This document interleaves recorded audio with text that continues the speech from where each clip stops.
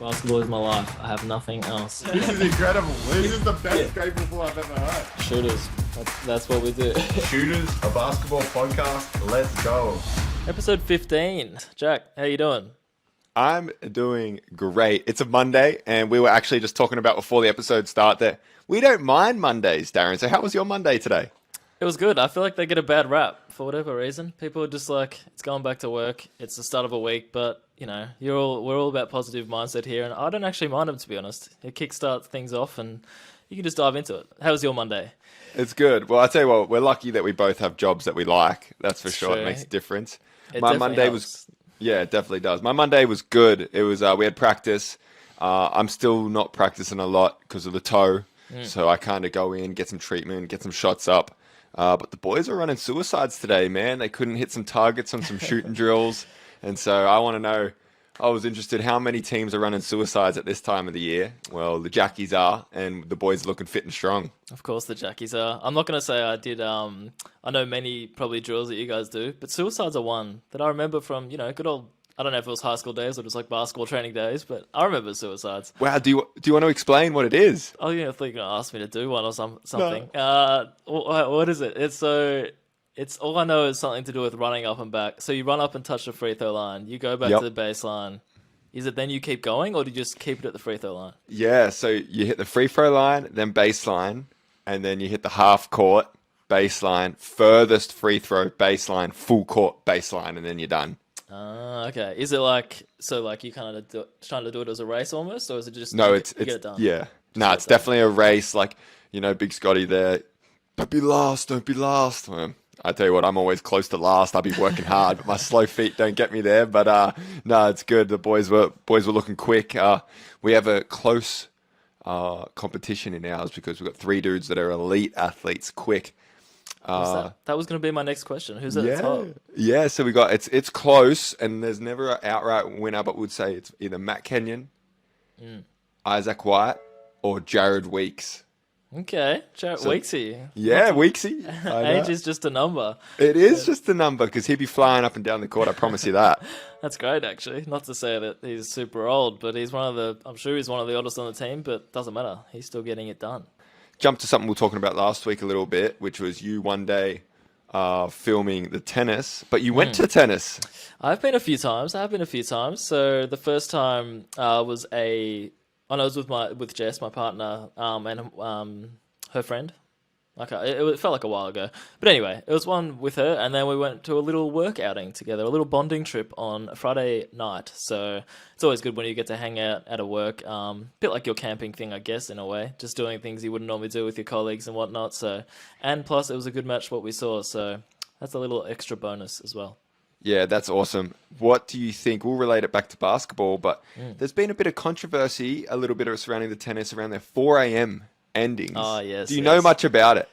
I mean, credit to everyone that bloody stays up that late, and I feel like I know that Andy Murray versus forgetting his name. Oh, Kokonakis game. I'm pretty sure that ended at around 4 a.m. and I think the place was still packed. So credit to anyone who's willing to do that. But I got to admit, if that was me, I'm sure I'd hope I'd get swept up in the atmosphere and just stay. But I would definitely feel like leaving, I reckon, even though it was a great game. So yeah, it's a weird one. It is a weird one. I tell you what, I'm exhausted when we have a 7:30 p.m. game on a Friday night, and that ends at about 10, and then we have to back it up 2 days later. So I can't imagine what they're going through. But there was another person coming down to Australia to watch the tennis, and I was lucky enough to meet him, Dirk Nowitzki. Yes, the great man.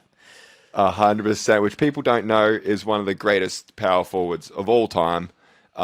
German, 7-footer, beat the LeBron James, Dwayne Wade, and Chris Bosh, like the trio in an iconic playoff rush. But do you have any Dirk memories, or can you remember that playoff push? I remember that playoff push. I remember, to be honest, every time LeBron gets to the finals, regardless of who he's playing, I'm kind of just going for LeBron. So I think I was a bit upset during those times, even though it felt like sort of like the wrong thing to barrack for that Heat team, just because they were like, oh, everyone just joined them and they're super good now and everything. But Dirk memories, when he retired, I just remember when he retired, the I think it was like the video tribute they did for him. It was very emotional. It got me in the feels. So that was the lasting memory, I reckon.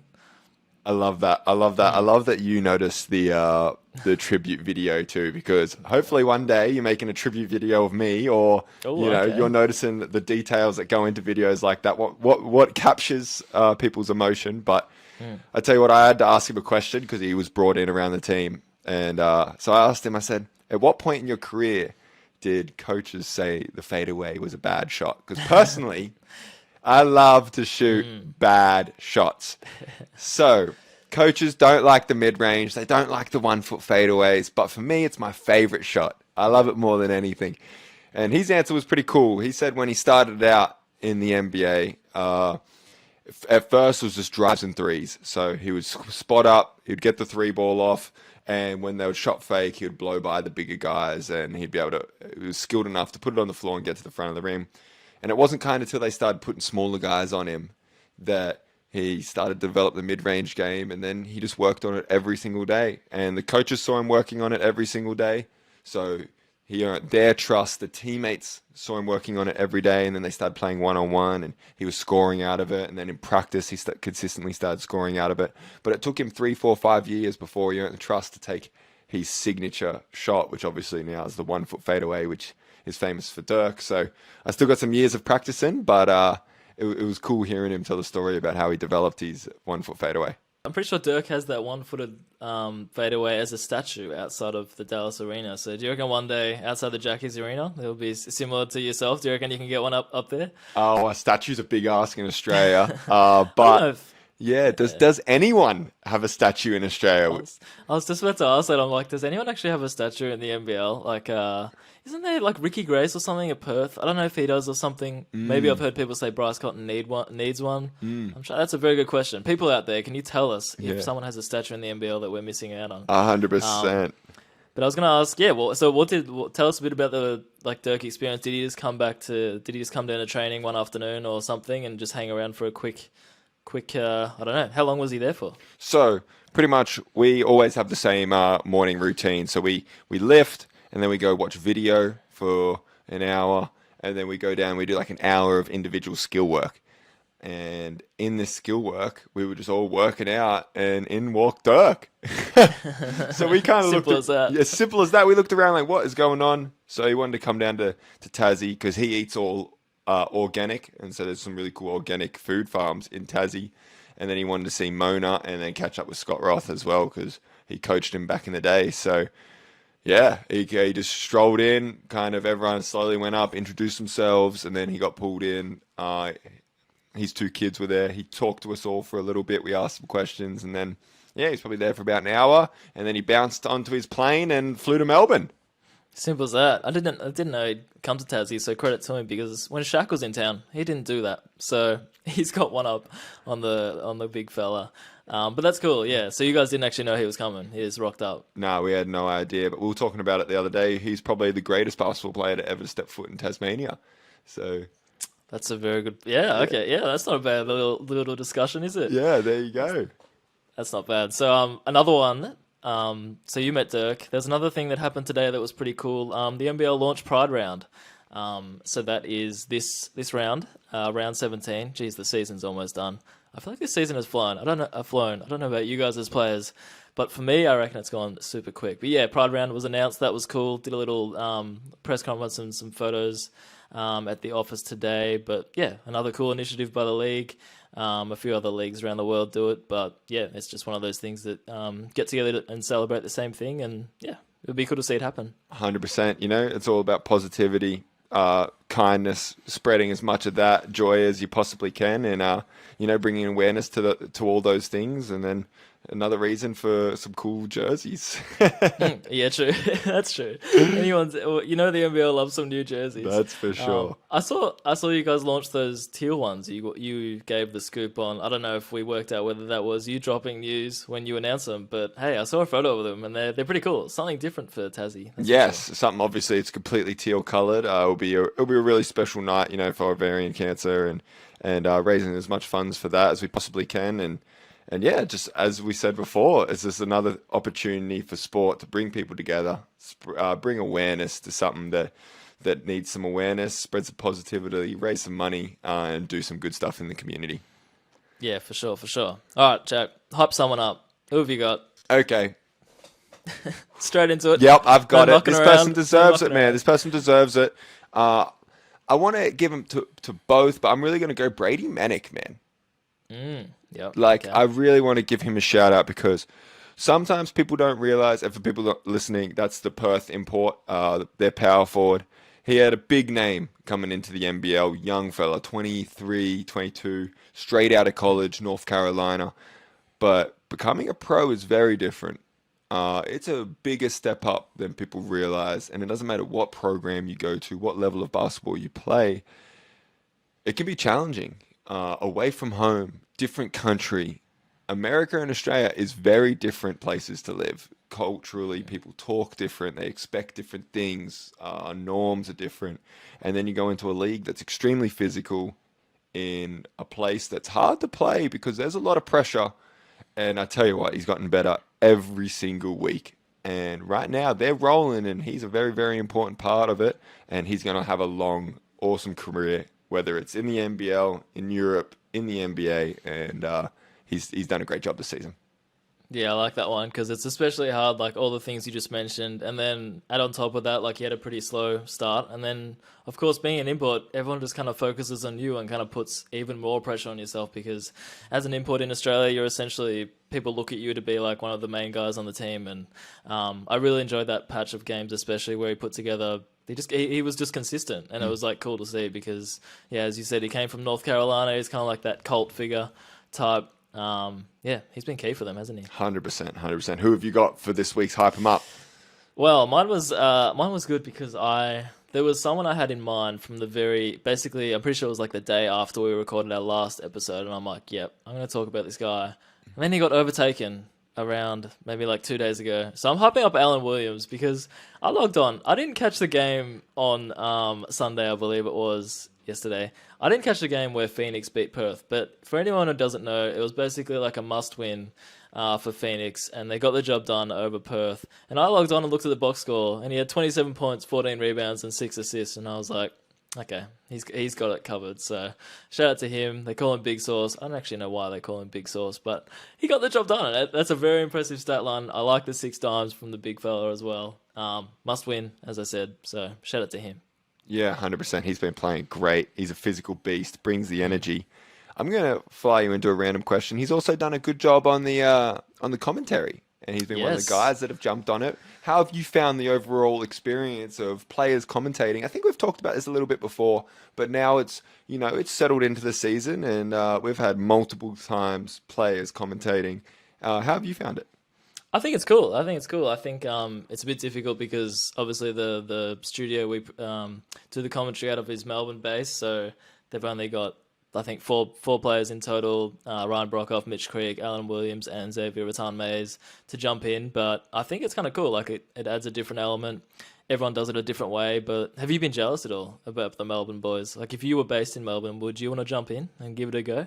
Oh, I'll definitely have to give it a go at some point. So hopefully one day they'll let me come on and hype everyone up and talk about the game of basketball for sure. Yeah, no, it's cool. It's cool hearing different perspective. And I think from all accounts, they seem like they've enjoyed doing it. So, and just FYI, I thought you were going to ask who Alan Williams overtook, and he overtook Will McDermott-White. Yes. He's one of. I've often thought to myself, if there's anyone in the league that I want to find it, that I want to like basically find consistent form and like to be that player to the best of their ability, I reckon Will McDermott-White is it. Like he just has flashes of these like great games, and then the next game he might be a bit quiet or so. And I think it's just his nature. Like I don't think he's naturally sort of aggressive or like I don't know, one of those players that exudes plenty of confidence kind of thing. But I love his game, so shout out to him. He's had a few nice ones. I think in a row actually as well. So yeah, you're on the money. He's a great guy too, and then he's like a traditional point guard. He plays the game at his own pace, controls tempo, doesn't necessarily look to score first, but rather gets other guys involved. And you lead me exactly to another person I want to give a quick hype up to, but it's got to be Josh Giddey. Yes, So Josh Giddey of the Adelaide 36ers, now at Oklahoma.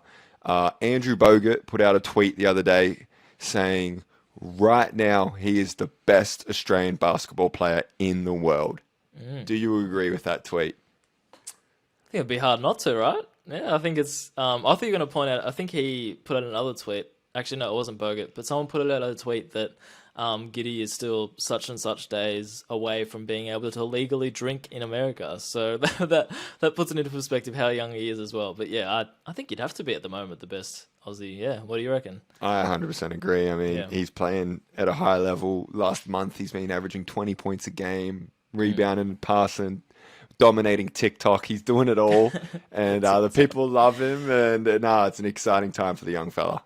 Yeah, it is. It is. We've got some fan hype ups. Nice. I like asking people just to see what they think. We'll start with one of your boys, Matt Kenyon. Played a good game in Cairns, apparently. I'm not sure I saw that one. So in Cairns, Matt Kenny had 15 points, guarding everywhere. He was a beast, and it's good to have him back. I was going to say, good to see him back. Jason Kadee, tough season for Brisbane, but he's been good lately. Jarrell Brantley, another one of those big guys he put together a hell of a game yesterday. And Tyler Harvey, which leads us into, actually, before we go into that, I'm not sure what Dre3 Money is talking about, but he says, Pedro Pascal, The Last of Us TV show is the business. I don't know, I haven't watched that TV show, so I can't comment on what the hell he's talking about, but is that a show you watched at all by any chance? I have not watched it, but The Last of Us? The Last of Us is something that me and Fab, our roommates, will be sitting down and watching because it's based off a game, like a PS4, PS5 game that was awesome. And so I haven't watched it yet, but we will be tuned in. Please tell me who Pedro is and whether you'd hype him up as well. Okay, I got you. Maybe you have to get back to us. But yes, Ellie says Tyler Harvey, which leads us into that remarkable half-court. Basically, I'm just going to call it a half-court game winner because it sounds better, but it was one of those games that I just wanted Illawarra to get a win. That's all I wanted, and they got one. Tyler Harvey beat New Zealand, who was second on the ladder, I think, still. But yeah, he put up from deep, and it was a very wholesome moment. Did you catch that one? Yes, so we were actually in Cairns the night before eating dinner as a team, and we were watching the game, and everyone at this point is cheering for Illawarra. We want them to get a win. We also did want New Zealand to lose, to be fair. And, they were up by 8, and here comes New Zealand rolling down, and Sam Froling gets an unlucky turnover. They trapped him, and they go down 1 with not much, 20 seconds left, and we're like, wow, it's happened again. They didn't pull it off, and obviously the rest is history with Tyler Harvey making the half-court game winner. It was unbelievable. It was very cool, wasn't it? Here's one for you. Adelaide done? Are they done? Can they make the finals anymore? Can they make the play-in tournament? What's your answer? I don't think so. I think their season's done. I think you are correct. It's a shame because they had a lot of hype. There was a bit of hiccups along the way, but I think they're cooked, unfortunately. Yeah, it's tough, man. I mean, it only felt like yesterday when we were talking about them beating Phoenix Suns, giving out the business to Chris Paul and Devin Booker. And one of the things Homicide always used to say that I enjoyed was, "This ain't no cupcake league." Yes. And that is for sure. Yeah, it goes to show that. It's a shame, but hey, that's the way it is. And just another quick shout out before we move on to Rate or Hates. But Chris Golding, still one of the best shooters, if not the best in the league. I don't think there's anything more exciting, except for maybe, when you get a roll or something, than his shooting ability. That he just gets on a roll. It's almost like he doesn't care what sort of attempts he's putting up because if you're being realistic, he's got a chance to hit any of them. So shout out to him. 100%. I mean, don't put this on social media. This is just for the people that are listening. It's going on. But Chris Goulding, he's got to be one of my favorite players of all time. I mean, when I look at my game and on the offensive end, like, I want to be a 4-man Chris Goulding. That's the way I look at what I am and the way I score and make tough shots. And he's someone that was on the Gold Coast when I was growing up, and I was like, that's who I want to be like and play like. And he's still doing it, man. He's still winning big games, making big shots, getting on fire. And you check the box score, it's like, ooh, is Chris Goulding going to go for 50 again? There's no way. And it's cool to see him. He's had an incredible season. And I tell you what, it's going to be a tough playoff race, but he's been a pivotal part in every single win. Yeah, you're right. It's funny you mentioned the Gold Coast stuff because I'm pretty sure one of my first memories of him was he had that long, luscious hair in Gold Coast, and I'm pretty sure they used to call him like the window cleaner or something because he didn't. I don't know, like it's like he didn't get on the court that much, and he just had that look about him. But I'm not sure if that was an accurate nickname, but that could be it. But that's one of my first memories of him. Yeah, I know. I feel you. Well, we're going to talk finals a bit later, but and awards. But I do have a surprise question for you. I'm going to hit you right now. Do it. Who do you think this season has been one of the most underrated players in the league? And I can go first if you would like while you think. I may be just putting off my answer, so please, yes, go first. Okay, because I want to give this guy a special hype up, but it's a lot of hype up today. But that's what this show's about, man, because people deserve to be hype up. But he was a starting 5-man last year for a runner-up championship team, so runners-up. And you just never see his name in the media. You never hear any. I like a challenge. Let me just run those facts. One of those facts for me again. Starting 5-man. Starting 5-man for the runners up last year. Wait, when you guys the runners? Yes. Yeah. Okay, that was a really stupid moment. Okay, go on. Yeah, go on. We never see or hear his name in any of it. But Fabian Kristovic is. Not many guys could be a starter on a grand final team. And then, we get Will Magnay back, who's an athlete and brings things that not many other guys can. But Fab comes on and helps us win game after game after game, 15 minutes, guarding some of their best players, doing it all, grabbing rebounds. And for me, we were talking about it as a team the other day, who's the most underappreciated player in the league.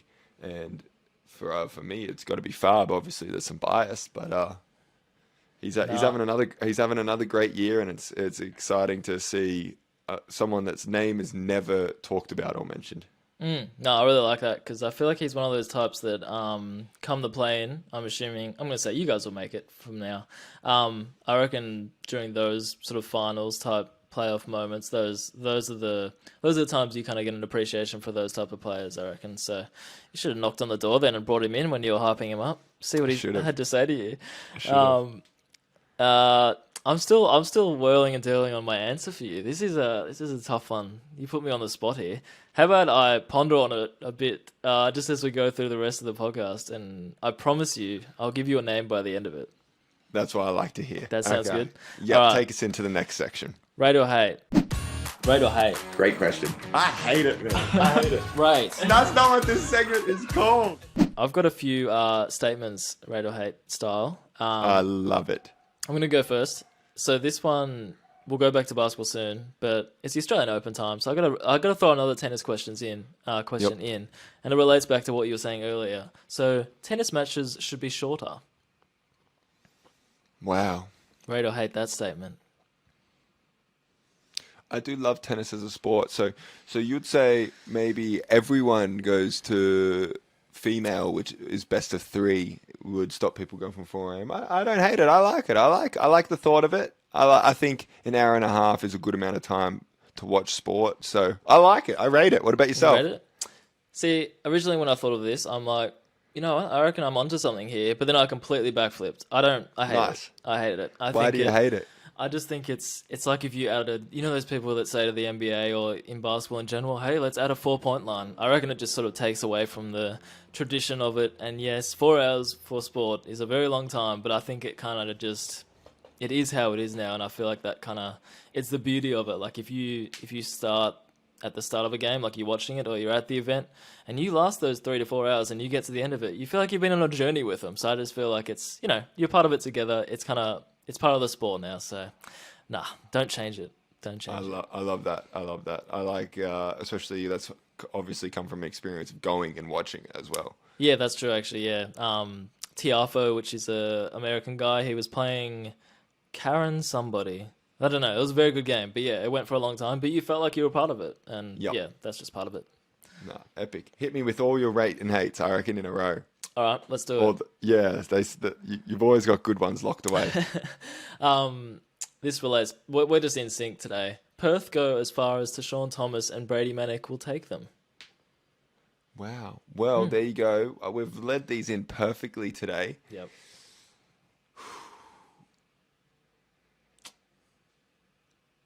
I don't agree Okay, talk us through it. because I think what will either hold them back will be the whole unit on the defensive end if they don't lock teams up. Okay, I like that counter. Yep. Yep, and so I think it's not necessarily on them two, but it's on all five if they're defending at the other end. Otherwise, it's going to be they're versus some tough teams to end this season, and at some point, when they're all must-win games, you're not going to make shots. Okay. And in those times, will you be able to step up and get stops when you're missing? Okay. Very good. What do you think? Obviously, you threw the statement out. No. Yeah, I kind of rate it. I kind of think Bryce Cotton's going to do his thing. Best player in the league, or whatever. He's obviously in that conversation still. Every time. I just think, you got what he's going to do. You've got Corey Webster's become very consistent. Speaking of Corey Webster, I actually think he's my answer for what you said before. I know he's got some love, but I just think after he's got that love of finding some great form, he's stuck with it. And even I kind of just thought, I'm completely segueing here, but hey, since his brother joined the team, I thought that might be one of those things where it's kind of like, I really hope his production doesn't go down, and I really hope for whatever reason Ty coming on board won't change how he's been playing, and I don't think it has. I think he's been really, really good. So, and he's getting older now. So, and for him to keep doing it, I reckon he's done very, very well. So that's my answer for underrated player. Now, where were we? Oh, the Brady Manic thing. I just think those are the guys I'll always look at the box score as in if they've each got maybe like at least 10 plus points or 15 points, both, I reckon Perth have a very good chance of winning. And the game against Southeast Melbourne, they both had under 10, I believe. So, yeah, I reckon they're a big key to what they do. There you go. I like it. You even brought out the stats. Yep. Trying to get my memory like yours. 100. Well, there you go. For us to become a full-fledged podcast, we need to start now just arguing with each other. Yeah, it's true. Instead of being so positive and agreeing, saying, no, your take is horrible, mine's a lot better. But that's not what happens on this podcast. That's what separates us. It's true. I got my last one. This was actually a Doc Rivers coach. So shout out... coach of the Philadelphia... Did I say this was actually a Doc Rivers coach? I meant yes. Doc Rivers. You're like, yes, you did. Doc Rivers quote, coach of the Philadelphia 76ers. He said, you know the classic, who's the greatest of all time, MJ or LeBron? That's what everyone talks about. But the way he phrased it, I really enjoyed. He said, LeBron has had the best career ever, but Michael Jordan is the best player ever. What do you think of that statement? I just like the way it was phrased. Yeah, I agree. I think... It's really nicely phrased. I mean, he makes a great point because when you look at, I don't think you can argue about the career because when you look at LeBron's work, like in terms of production and maintenance and all of that, it's pretty unbelievable. Yeah. No, I rated that as well. I think, it was a great way of sort of, next time someone asks me who's the greatest player of all time, I reckon I'm just going to turn around with that statement because it's a great way of avoiding the answer. It is a great way. It's interesting you bring up LeBron because I had one question today. Okay. Two questions. Sorry, that changed quickly. First one would be, I love family. I love family and sport. We bring up Ty Webster and Corey Webster, brothers playing on the same team. I've spoken openly how it's a goal of mine for me and my brother to play together. My first question to you would be, if you and your brother could play on any team, what would it be in the NBL and the NBA? So I need an answer each. And then to follow that up, it was actually about LeBron and his son. Do you think that they will get to play together before LeBron's days are done? Jeez. Firstly, I've said this before when you brought up playing with, it's Lloyd, right? Yep. That's his name. Yeah, when you brought up playing with Lloyd, I thought that was really cool. And just while we're on the topic of Lloyd, you know, our 100 push-up challenge, I thought we were going in that together as a three-peat. I'm just going to say, no, I'm not going to say threesome. Yep. Three people, a trio, rather. Yep. And you told me he backed out of it. You told me it was just you and me left on the ride. So, Lloyd, I'm not very happy with that. But hey, I'm happy to be doing it with one McVeigh at least. 100%. That's what matters. That's for sure. But he backed out. But you can't back out of answering these questions. Yeah, it's true. So if I could play on one NBL team with my brother, is that what you're asking? Yep. Let me just scroll the teams. I don't. It's a good question. I feel like I do, but I do think Tassie would be a good one because we're not. I can't imagine us in like a really big city, like the bright lights. For some reason, I can imagine us doing our thing, not where the bright lights are. But I'm gonna avoid Tassie because that's a cop out. I reckon somewhere like a. Can I say New Zealand? Don't ask me why. You can say I was gonna New say Zealand. I was gonna say Cairns, but then I'm like, both of us don't like hot weather that much. So Yep. New Zealand is our spot. I reckon we can do just as much as the Webster brothers have done for the New Zealand Breakers. I said it. There you go. Get the brothers on. And what about the NBA? Do you guys have a team when you're messing around as kids that you envisioned yourself playing for? That one's a tough one. I don't know. They change so often, but yeah, I don't think I can answer that. I don't know. I can't imagine. I reckon would be very good NBL players, and we're just not good enough for the NBA. Sorry, Wow, we just can't do it. there you go, Han. So you'll just be out here winning championships in the NBL. And LeBron has two sons. One's Bronny, who's currently, I think, in year 10 or 11 in the American system and has already gotten Division One scholarships to college and stuff. And the hype is, will LeBron and his son get to play together? And what do you think? I reckon that would be really, really cool. Well, however it would work, however LeBron would have to be, how old he'd have to be, it'd just be super cool. But there's another question about Bronny. Can we get Bronny to the NBL first? Do you reckon that's possible? People keep floating that idea, and I'm like, all right, let's somehow make it happen. It could be possible. I mean, the success of the Next Star program with guys like LaMelo, RJ Hampton, and Josh Giddey, I mean, there's always a possibility. Yeah, never say never. So Bronny, if you're listening, come along. We'll get you on the podcast. We'll do great things for you before you can play with your dad in the big team, in the big league. So let's hope that answered to your satisfactory level. That is perfect. Now, we have another big conversation to talk about. Do we? Awards have changed.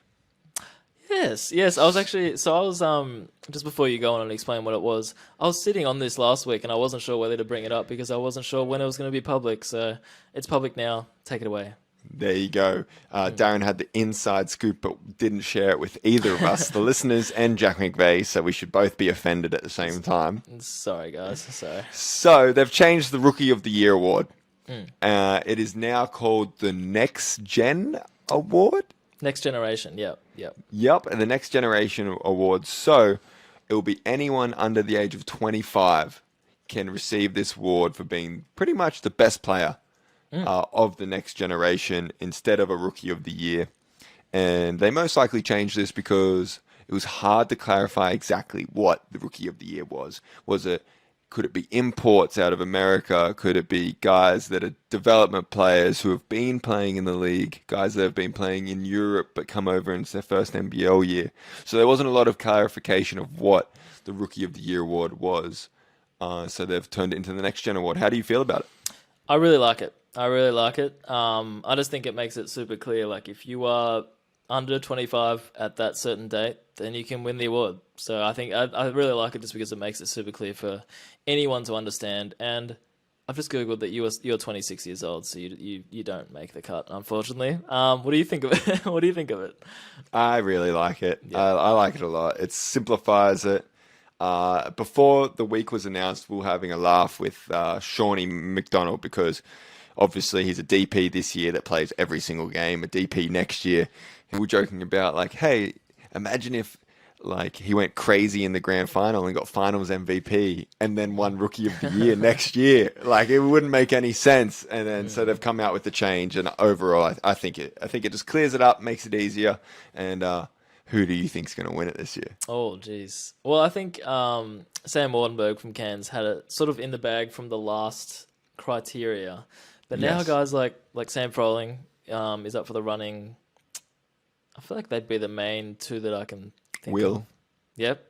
I don't know. It is an interesting because it just changes the criteria completely. So it makes you think even harder about it. But do you have one in mind that you think might be the favorite? It's going to be a close battle, that's for sure. And if I was in Sam Wardenberg's situation, I'd be a little bit frustrated because you think you're going to win Rookie of the Year. Yeah. And obviously that's kind of snatched out of you and it turns to under 25. And there's a lot of great players in the league under 25. For me, this season, in terms of just everyday productivity, there's three guys at the top of the list. It would probably be Brady Manick, Sam Froling and Will McDowell-White. Yep. It's tough, isn't it? It's very tough. Here's one for you, just before you answer that. Do you reckon the age is too high? Like, would you have done it 24? And I know we all compare to the NBA, and they start so young in the NBA, so that's probably where I'm getting this. But do you reckon it would be better if it was you have to be basically 23? You can only, like, if you're 24, you can't win it, instead of if you're 25, you can't win it. So it's interesting you bring this up, because this was the topic of the JackJumpers. We all agreed that the change was great, that it needed to happen, clarification of what this award was. The next topic was, is the age too high? Yeah. So just to make it clear, it's you have to be 24 essentially. If you turn 25, you can't win it. Yes. Yeah. So I guess I'm asking, do you reckon it should be it's for 23-year-olds and below? It's tough because there's multiple layers to it. One, it's in line with the development program. So if you turn 25, you can't be a DP in that season. Yeah. So with that, it lines up with that. That's one positive. The next kind of negative / positive, I'm not sure exactly what the dates work out, is some guys spend 4 or 5 years in college. And so when they come back, they should have a year at least to have that opportunity. So Lee Alpha is having an incredible year for New Zealand. He did 4 or 5 years of college and then came back as a DP when he was 25 years old or 24 years old. 24, sorry. And so I don't think you can go any lower than that, because those guys need to have that chance to win it. So I think maybe 1 more year you could lower it, but I don't mind the age. I think I was more in the minority on the team with that. But what about yourself? Yeah. I think the way you explained it was well. Like, you kind of have to cater towards everyone, including those college guys that kind of stick it out for a while. So I think it's probably good for the Australian landscape. Let's put it like that. Yeah, I agree. I think one of the negatives that people were talking about was, what if someone wins it for 4 or 5 years? Yeah.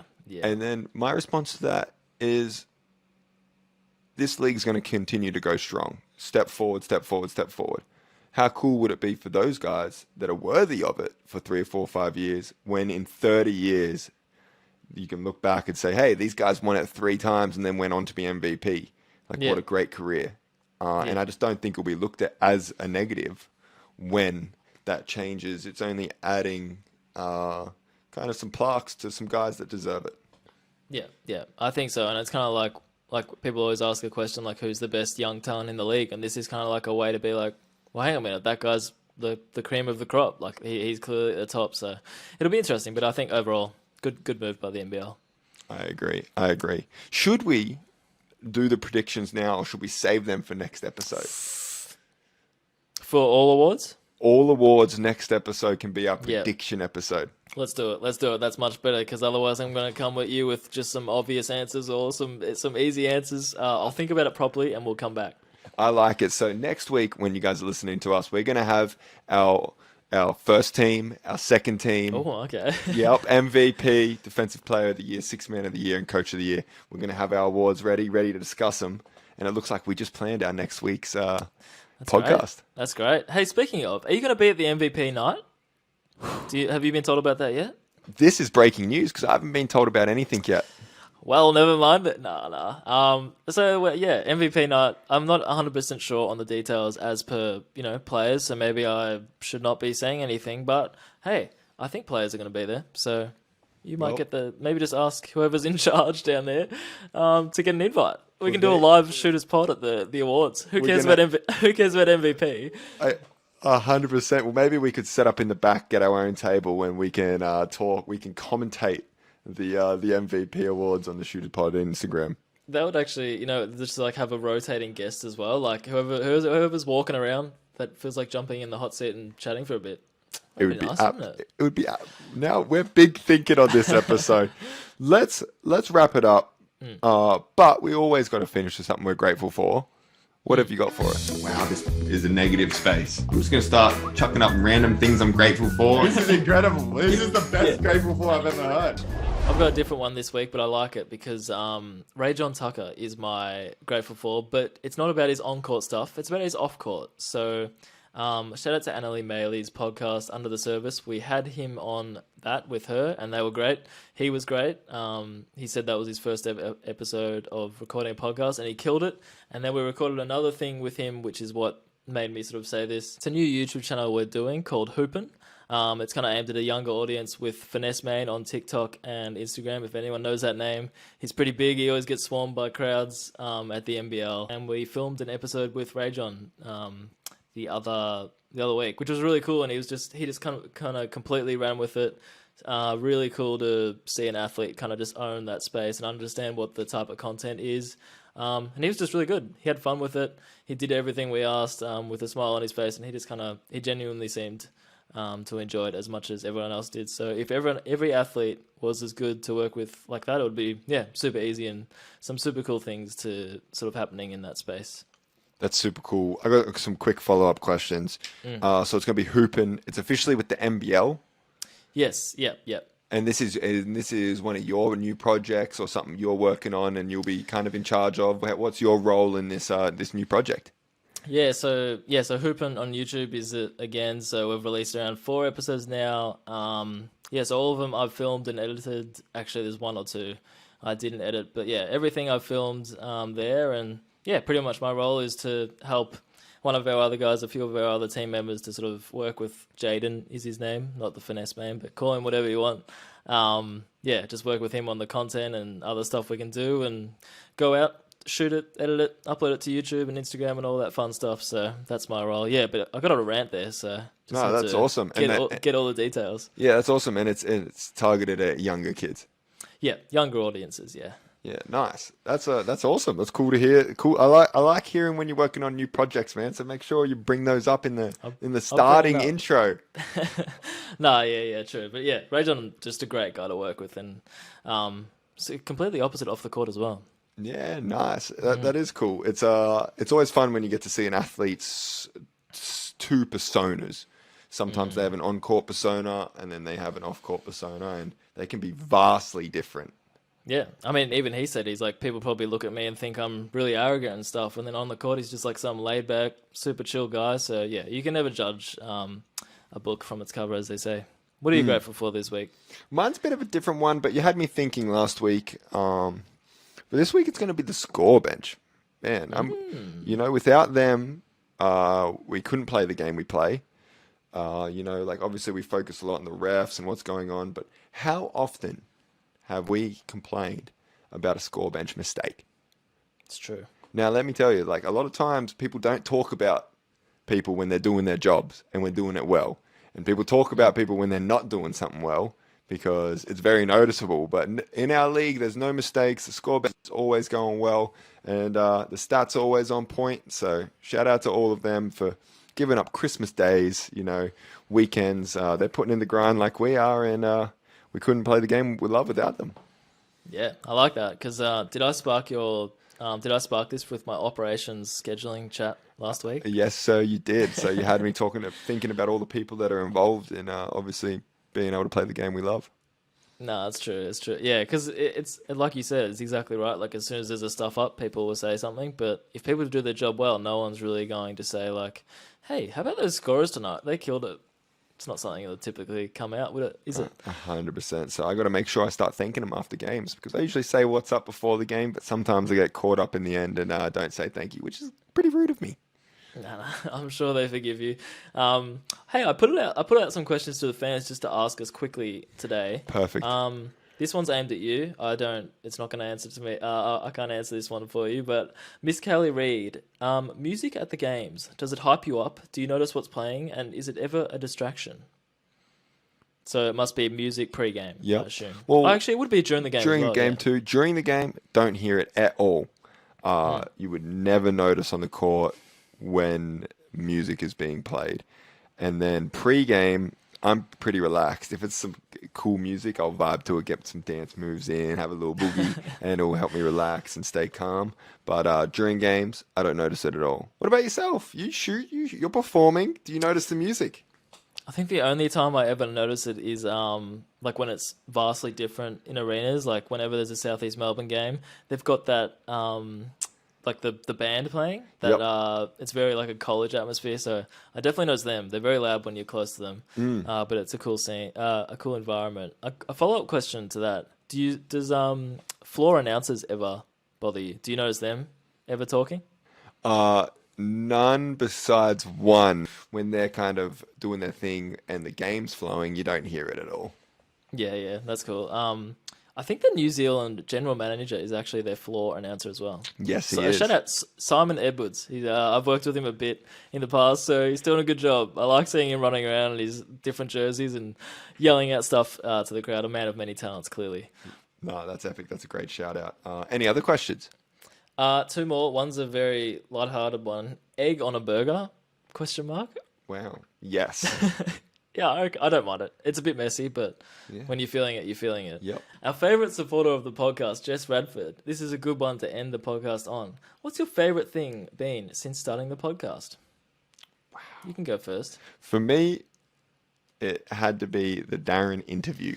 When we sat down, interviewed Darren, I got to learn about his job, what a week looks like, and got to know kind of his passion and how his career's played out. So that's been super enjoyable for me, that episode in particular.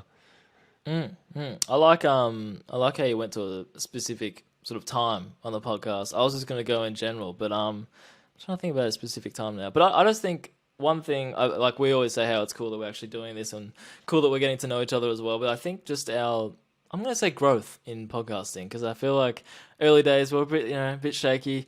It's a bit weird listening to your voice back when you're not used to doing these things. But I'm going to say our growth. I think I've hoped we've improved a fair bit. We've upgraded our equipment. We've upgraded the run sheet, and I think we're just flying better. So we're growing. Let's put it that way. 100% back. I think we've definitely gotten better.